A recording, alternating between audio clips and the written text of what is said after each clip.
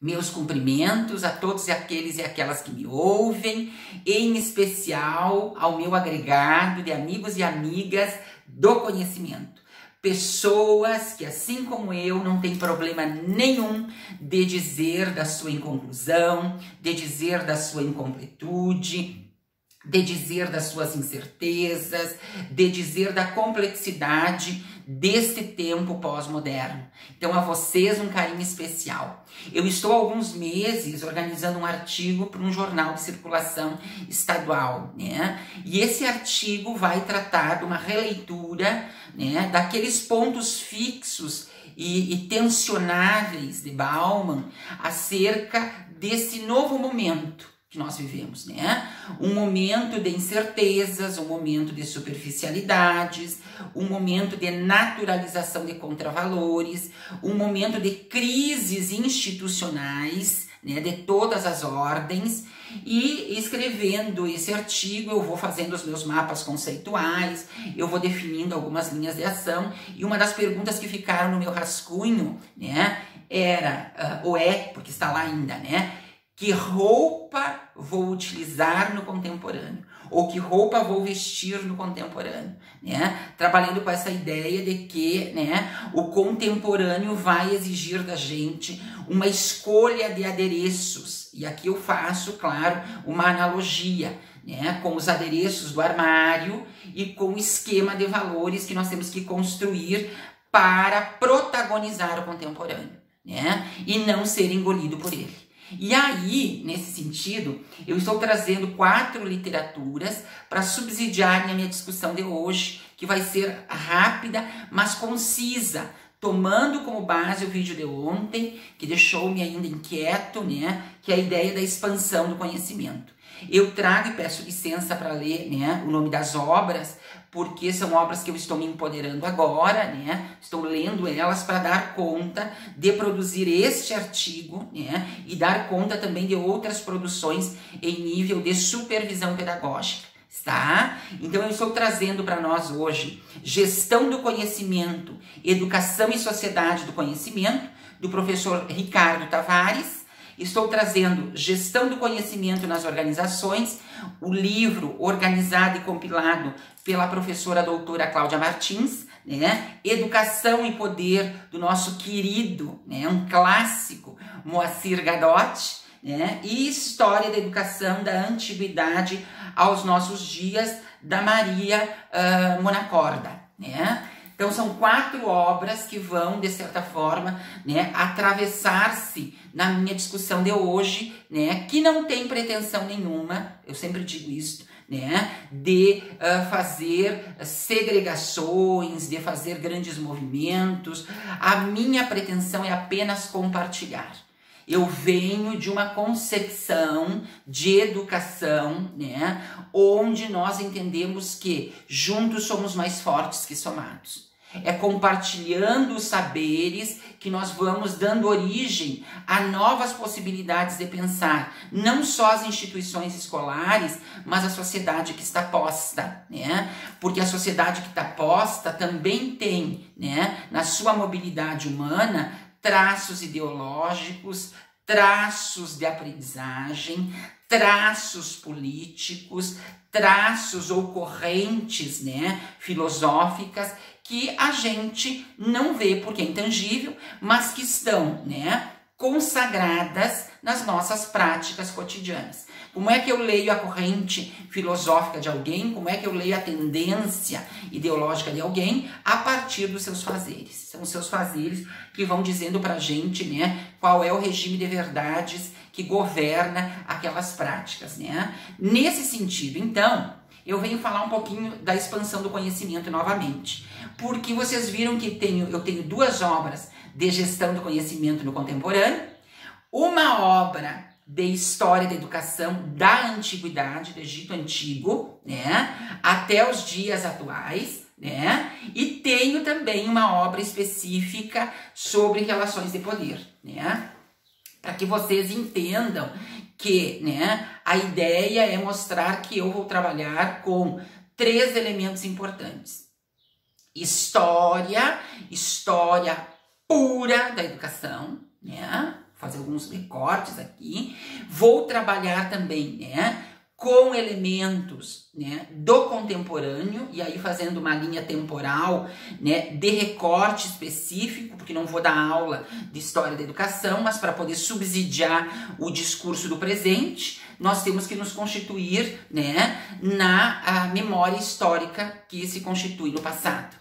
E também duas obras muito interessantes sobre gestão do conhecimento, que vão falar, né, desta mudança que vem junto com essa hecatombe social e que diz que, né, do jeito que fazíamos, né, não dá mais, né? É preciso pensar novas formas de se fazer tudo, né? É preciso se pensar novas formas de se fazer tudo, desde a sala de aula do nível A da educação infantil, né, até a gestão de uma grande organização de saúde, por exemplo. Todos esses processos ficam à baila nessa discussão do contemporâneo, nessa ideia do contemporâneo. Então, para começar essa discussão da expansão, eu só queria dizer para vocês o seguinte: nós começamos, né, quando vamos fazer formação de professores, estudando, né, a famosa catequese dos jesuítas, né, e lá a gente vê que, né, o processo educativo tem um marco extremamente interessante de ser estudado, quando os jesuítas assumem a educação e dão a ela uma conotação instrutiva de caráter evangelizador. A ideia era, né, trazer à baila elementos dogmáticos que coordenariam, né, práticas católicas por dentro do processo de escolarização e práticas cristãs católicas, né? Porque naquele tempo a Constituição era esta, né? Instituída. E aí, com o passar, né, do tempo, vieram aí as tendências pedagógicas que todos nós conhecemos: libertadora, libertária, crítico social dos conteúdos e tantas outras, né? Mas o que eu quero mostrar com esse movimento? Com este movimento, né? Percebam que, né, o processo educativo, né, ele nasce instrucional, né?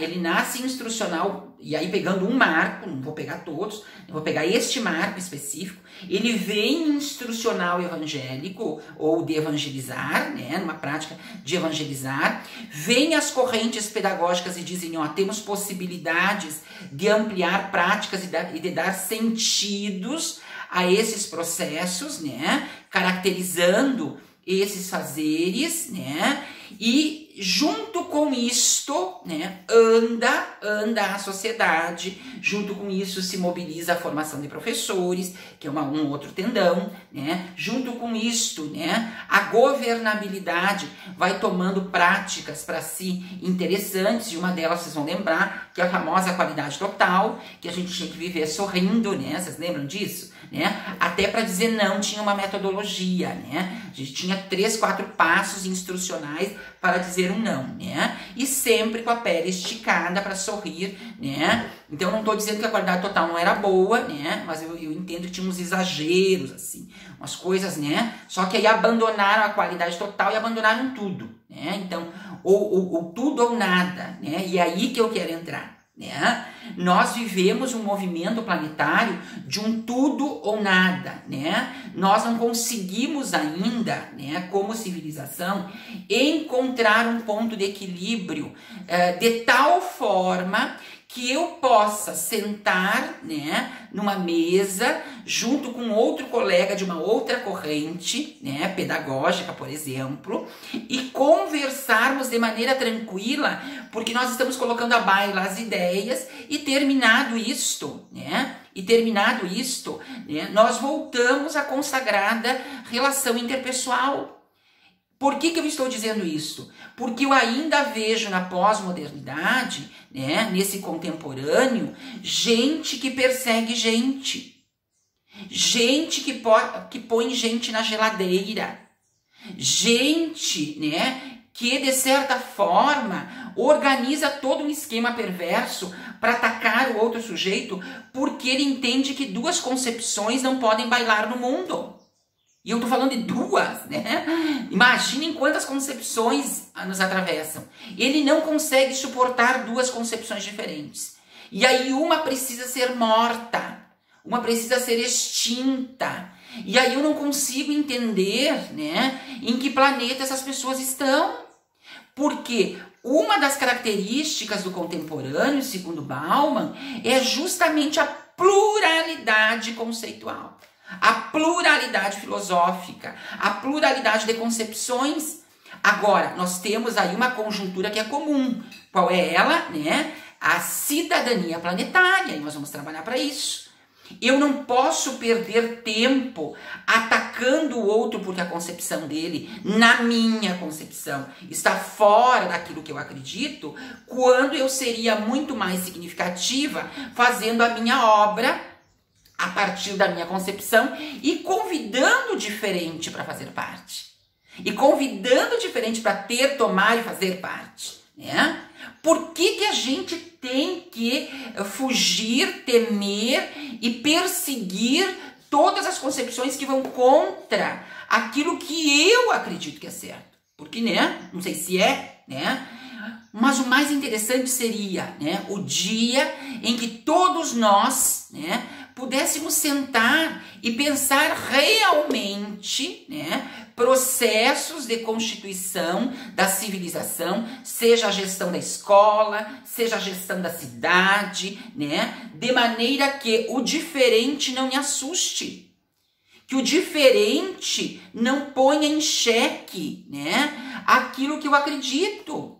Porque não é porque eu acredito, por exemplo, né, numa cidade que se desenvolve a partir das pessoas, não adianta fazer estrutura, não adianta levantar, né, construções faraônicas, se a concepção de cultura ainda é provincial, é prosaica, né? Quer dizer, a estrutura que tem que ser levada é humana, né? Não adianta a gente investir em obras adoidadamente para poder, né, sensibilizar as pessoas, se as pessoas não entendem, né, por exemplo, o resguardo e o cuidado daquela obra.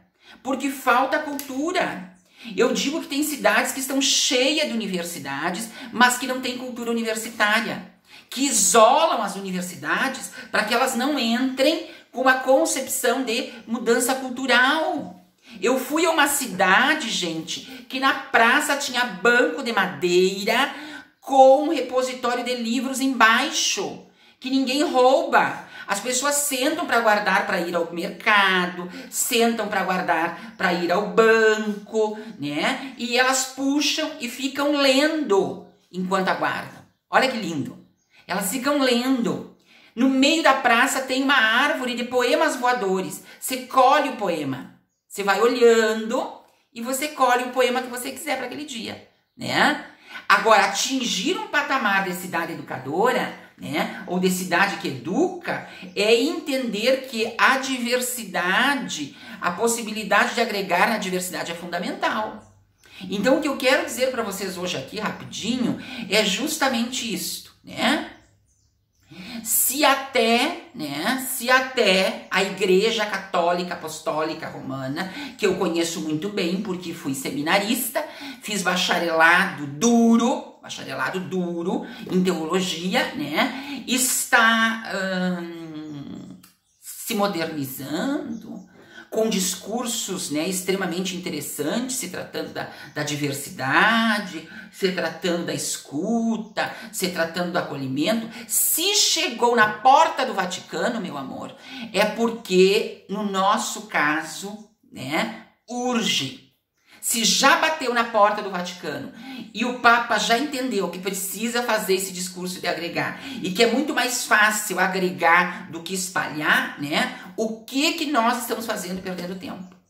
Porque uma das estruturas, né, com maior nicho de saber científico e epistemológico é a Igreja Católica, né? Aquela lá de Roma, né? Ela é criteriosa. Se ela já entendeu isto, se ela já entendeu que tem que usar uma nova roupagem no contemporâneo, o que nós estamos fazendo com a velha política, né? O que nós estamos fazendo com ideologias empoeiradas? O que nós estamos fazendo com uma educação que ainda trabalha com uma concepção estruturalista apenas, né? O que nós estamos fazendo com uma gestão de processo, que de processo não tem nada. Ela é uma gestão baseada no achismo, né? Naquilo que eu penso. E a gente sabe que grandes instituições só evoluem pela gestão por competência. Fica o meu carinho, fica aqui, né, essa alegria de poder compartilhar essas coisas com vocês. Vou dar cabo deste artigo, porque preciso, tenho prazo para isso, mas parem e pensem, né? Se já bateu na porta do Vaticano, o que nós estamos esperando com uma coisa empoeirada que ninguém aguenta mais, né? E que está sucumbindo, se tratando de organização social e institucional. Beijo grande, fiquem bem e até a próxima.